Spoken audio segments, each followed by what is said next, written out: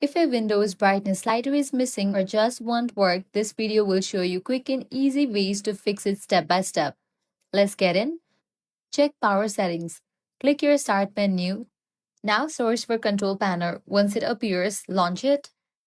Make sure view by is set to large icons, easier to navigate. Scroll down and tap power options. Select high performance plan, or at least make sure weird extra plans are not checked under show additional plans. Check display settings. Click on the start menu, head over to settings. At the left hand side, you're going to find the option system. Click on that. Now click on the option display.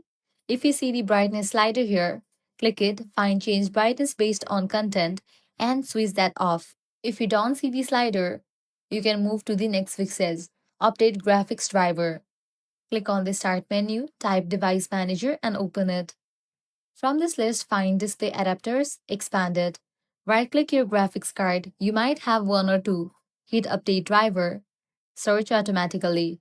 If it says you are up to date, you don't need to do anything, but don't trust it blindly. Right click again, update driver, browse my computer, let me pick from a list, select your card, and click on next. Windows will reinstall it with what it knows works best. Update monitor driver, head back, navigate to the monitor, click on it. Under that as well, you're gonna find different driver. Just right click on it and select update and go through the process. Lastly, system file check. Click on the Start menu, search for command prompt, click on Run as Administrator. Now here you'll need to type in the command prompt sfc space / scan now and hit enter. This scans Windows system files for corruption. If you followed all these steps, you'll be good to go, your problem will be fixed. Now you'll be able to change the brightness in your Windows. If this guide helped you out, do not forget to like, share and subscribe.